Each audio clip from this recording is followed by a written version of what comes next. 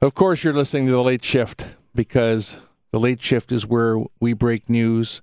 Ross McLean is my co-host tonight, and he is often here with us. Thank you very much. And when we were talking there, I didn't realize that we had Mayor Rob Ford on the phone. Justin's trying to wave through the glass, and so sorry about that, Mr. Mayor. We were getting all emotional in here, and we left you waiting. But how are you doing tonight? I'm doing good, Joe. Hi, Ross. How you doing? Good to have you with us, Mr. Mayor. Now, are you on your way to Ottawa tonight, or do you go in the morning? No, tomorrow morning. I'm catching up at 5:30 and going to Ottawa with the big city mayors and to talk about some of this infrastructure money for subways and stuff that we need, taxpayers want. And Mr. Harper rolled out a $14 billion plan that I think it's important that we talk to him about it. So it's an interesting approach. Is it something where you can sit down with the mayors, very similar to what you were involved with in Mississauga with Mayor McCallion's gathering, where you can talk about how to approach the government and these big projects? You hear, obviously, we're into the silly season now where everybody's throwing around subway lines and all these different things. But at the end of the day, it really is not an easy process, is it, to figure out how are we going to do this and how does it get funded? No, we've got two. I think we're a unique city. Well, I know we are. Subways are unique, us in Montreal, and our housing backlog. I've been in housing. It's made it top priority since I've been mayor. We've fixed up our housing stock, but we're still like approximately $700 million in the hole. And subway money, I've proven that we can get the money, and I want to sit down with the big city mayors and say, listen, we all have our own sort of needs, but I'm a little different than the rest of you, and I don't want to toot my own horn, but I have been successful at building subway in Scarborough and been successful at cleaning up Toronto community housing. Housing is something right across the country that there's problems with. Ross, one of the things that I've always admired about Mayor Ford is that, and long before he was mayor, when he was on council, he always talked about that there's enough money within the system to accomplish great things.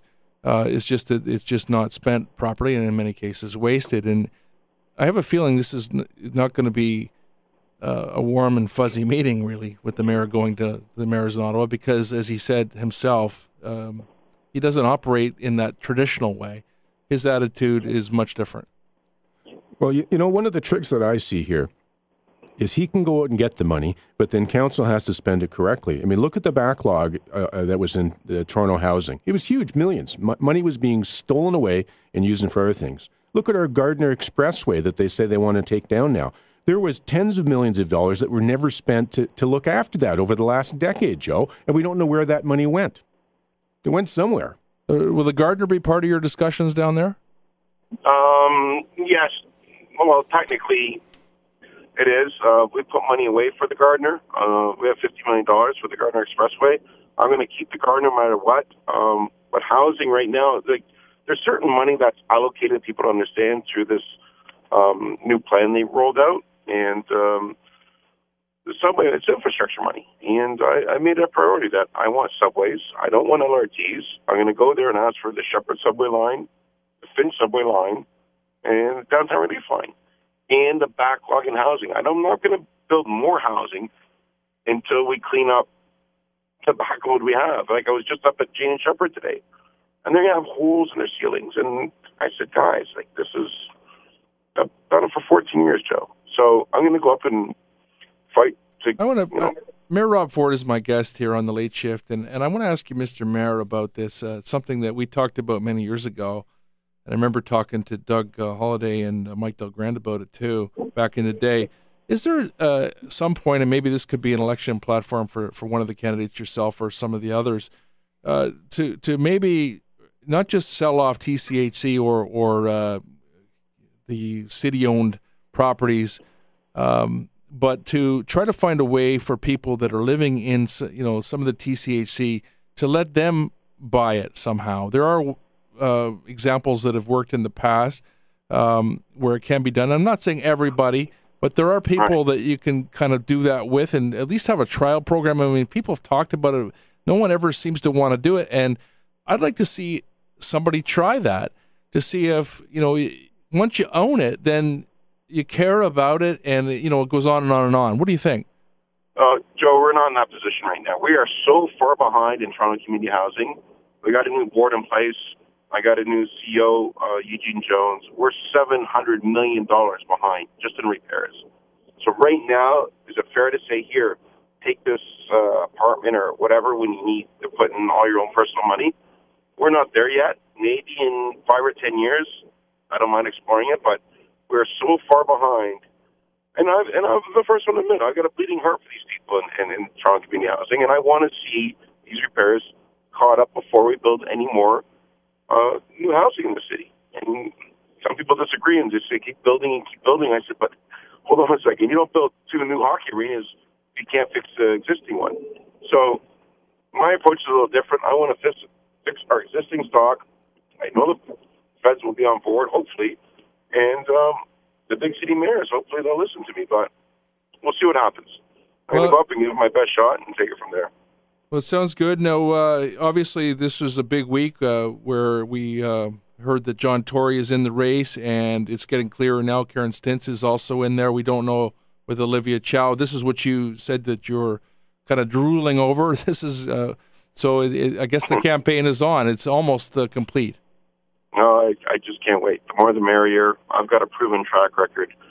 You've seen my success in reducing the size and cost of government, transparency, getting rid of the car tax, doing stuff that people said could not. You can't privatize garbage. You can't get a union deal. I've done everything that they're saying they're going to do. So I want to continue doing what I've done, and I just can't wait till October 27th. And I encourage everyone to get out and vote and get involved. Run for mayor, run for councillor, run for school trustee. It's going to be exciting. So I just can't wait, and good luck to everyone. Mayor, one of the things that I look at this council, I mean, it's great we've got people coming on board now for the race for doing it, but one of the things that concerns me the most is the makeup of the council. Now, I know people have made a deal about you having a hit list out there and everything else and wanting to change some councillors. I look at that setup with the council, and I do see it as being dysfunctional. I see blocks of councillors who work to get in the way and take away the power. Well, they took away the power from you. I asked Justin to look for the clip. Adam Vaughan was on the other day, and he basically told John Tory that, you've better... Let's play the clip. We've got it? Yeah. The one thing that sort of constantly grates at us is when people like Mr. Tory say that council is dysfunctional, they discount all the work we do, it's hard to come out and say I'm going to work with everybody, but you're all dysfunctional. So I suggested he might want to focus that comment a little bit more productively. This is Adam Vaughan talking about John Tory. He's saying you better focus yourself a little bit more productively. I think what he's doing is he's holding the whip up saying, hey, let's get straight who works for who here, Mr. Mayor, whether it's Mayor Tory, Mayor Ford, Mayor Stintz. You're going to have to come kiss the ring down here at the councils who cause trouble. Yeah, Mayor Vaughan. Mayor Vaughan, that's what I'm waiting for. I hope he throws his hat in the ring. So, you know what? You've got the extreme left, which is Adam Vaughan, the Perks, the Davis, the Fletchers, and then I call them out. And, yeah, absolutely, there's a hit list. I can't work with the NDP. I'm not going to work for tax suspense socialists. I can work with the Liberals, the Thompsons, these guys, and whoever they may be in the Conservatives. But the NDP have to go. And I'm the first one to call them out. And if they don't support subways, if they don't support efficiencies, if they don't support contracting out garbage and union deals that I can do, that I've done, well, then we have to get them out of there. We can't have the Adam Vaughns going out there and trashing myself, Tory, Stintz, anybody that, thinks they're fiscally responsible. So on that very same panel, I heard them saying that, Mayor Rob Ford is done. He's done. It's over. Now that John Tory's in the race and that Karen Stintz is coming in, this was before she had signed in. And they keep talking about this 20%, and yet every poll that I've seen, and it doesn't have you at 20%. I haven't seen one poll to say that. What is your reading of it? I mean, I know that hopefully it's not going to your head too much when you go into the gold medal game and you're getting mobbed. But what are people telling you when they come up and get the pictures and all that? No, as of tonight, I was at the airport opening up a business, and they just say, "Stay focused, Rob. Don't worry about everyone else." And everyone else wants to be mayor all of a sudden. You know what, Joe? I'm going to stay focused. I've done a great job as mayor for 4 years and 10 years as a councillor, watching the pennies. You watch the pennies, the dollars will take care of themselves. Everything they said I couldn't do, I've done. I've got a proven track record, and we're going to build on my track record. We've got another union deal coming up. We've got the Pan Am Games coming up. We're going to build the Shepherd Subway. We're going to build the Finch Subway. I'm not doing LRTs. I'm not doing subways. And we'll take it from there. We're going to expand the Island Airport. We're going to keep the Gardiner. These are going to be huge issues that my competitors might differ on. They may call themselves conservatives or fiscally responsible. They don't have a record. I've got a proven record, and we'll take it from there. So I just can't wait for the debates to start, and I encourage people to run, and hopefully everyone will throw their name in that hat. But I'm not going to talk about my polling. Everyone does their own polling. I just want October 27th to be here tomorrow. Well, it's a long race, and the difference between the other candidates and yourself is when you go to Ottawa tomorrow, you will be followed by, obviously, by the Ottawa media. I'm sure that there'll be some Toronto media that will come down there, not just in the conference, but when he goes. I saw the national media online saying they were going to go follow him tomorrow. Yeah, so if you do go for that beer, make sure you tweet it and send it over to the Scrawler. But you know what, Joe? It's embarrassing. They follow this down to Chicago, and even the American media that I did interview with this morning, they're saying, like, "Are you serious?" And then I went down to Austin, Texas, for the music festival, and I almost felt embarrassed. You know, when someone says something, you almost sit back and feel embarrassed for them. And they're saying, "Are you serious? They follow you like this?" I said, "Look, that's how it is." And I said, "What have you done so wrong?" I still can't figure it out. I'm saving taxpayers' money, and the average folk out there, the blue-collar worker, likes me, and our polls tell us that. So you know what? Media can follow me and ridicule my personal life. That's fine, but on the record, let my record speak for itself, and we'll see what happens on October 27th. Now, the business of doing the interview with Matt Lauer today, and obviously the mayor is not running and hiding from the Canadian airwaves here. He's come on the show here tonight. I'll get criticized for it. I'm already seeing tweets here and this kind of thing. And here's the way that I approach it: is we do a radio show. Mr. Mayor has been elected. We'd love to have him on the show, and we're asking him some questions about what he's doing in Ottawa. And again, there was no problem getting him to come on the show here tonight. And so I don't know what the issue is. You did your news conference there today. And you stormed out. Was that because the questions were not on Ottawa? What happens there? What is your problem with sort of the mass media there? I'm really not quite sure. They obviously have a bias towards me. I think that's obvious to everybody. And they want to attack my personal life. I said I'm going to Ottawa to build subways, to get infrastructure money, and to deal with the. They just went on another course. And so if you want to talk about my personal life, that's fine. But you know what? I've made mistakes in the past. I'm moving on. And they were just adamant about this, interview I did this morning with Matt. But we talked to Matt. Don Wood followed me around for 3 days. He said, I was at Jack Astor's. I was at the silver medal game and then the gold medal game. And he just couldn't believe it. He said, can you do me a favor and do an interview with me? And then he followed me around doing 100 calls in the car. He said, this is not a normal mayor in the States. He said, I'm fascinated by this. I should say the bronze medal game, sorry. And then he said, I can't believe this. So he was straight up. They said, we got to ask the tough questions. I respect that. Matt never screwed me over today. I said, I'll sit there. You can ask about whatever you want personally, but I'm moving on to my record. I'm going to talk about how we trashed you guys in hockey. I said, hockey's a religion up here. And I said, these are my accomplishments. I said, you want to get personal, that's fine, but, it's starting to become dull. Some people are starting to be fed up with this stuff. I heard it tonight. Like I said, we opened up a new business up in the cargo in Terminal 2, and we're just saying, man, these guys aren't going to leave you alone. So media has their job to do, and I have my job to do, and I'm going to take care of the average working blue-collar worker, and that's it.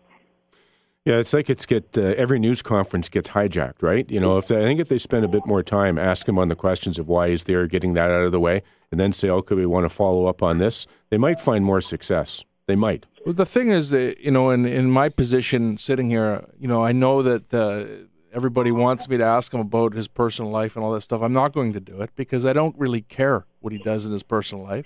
If it becomes news, I'll cover it. I'll call him, and he usually takes the call and answers the questions. And sometimes you haven't been told me everything that, obviously. But again, I don't know whether these questions are really fair anyway to ask a guy. He's allowed to have a beer, and he can have as many as he wants. I mean, if you break the law, or any one of us break the law, we'll hear about it. So I don't know. I agree with the mayor on this one. I think that there comes a point when, he has a job to do. And you don't have to vote for him. You don't have to like him, or you can really like him. It's up to you. You remember when it started way back when? Remember when George Chuvalo was getting the key to the city? Yeah. And someone wanted to interrupt that and go over that and override that. Yeah, Rob, you were embarrassed there, weren't you, when Chuvalo was there? No, so George has been a great friend of mine. I really felt bad for George, and I said, I'm sorry. And he said, wasn't quite sure what was going on. I said, this is what they do, and it's like I said, Joe. It's embarrassing for me when I go around and the media is just, they attack me. That's fine, but not in front of public audience. I'm going to keep the city and stuff like that. Sitting on my driveway in front of my neighbors, it just makes them look bad. And I think they got a job to do, but it goes too far sometimes. I remember we talked about this before. I thought it would be a good idea, and I think you should consider this, Mr. Mayor. The police are going to be testing out lapel cams for some of the officers, and I think maybe you should get yourself a lapel cam that you can put on. That'd be a good show. So that you walk around and people can see them. The mics being jammed at you, people yelling at you, what they're saying and where you're going and when people are coming up. And he can get the Toronto Star following him to the bathroom. The whole thing. But I think you should get your own lapel cam, and it might work well with your YouTube show as well. No, that's why I did the interview, this morning, because Don would follow me around for 3 days. And he just couldn't believe it. He says, I don't see why these guys hate you so much. So we'll see what happens, guys. Talk's cheap, and I'm going to let you go here. But thanks a lot. And, we'll see what happens on October 27th. All right. Thank you, Mr. Mayor. And if you do get into trouble in Ottawa, I'll be giving you a call. Thanks, Joe. Thanks, Ross. All the best. Bring back the money. All right. Take care. That's Mayor Rob Ford. Ross, it's interesting. I think we probably have to take a break. Do we have to take a break here? Yeah, let's take a break. When we come back, we'll take some calls, and we'll talk about our visit with Mayor Rob Ford. You're listening to In-Depth Radio, News Talk 1010.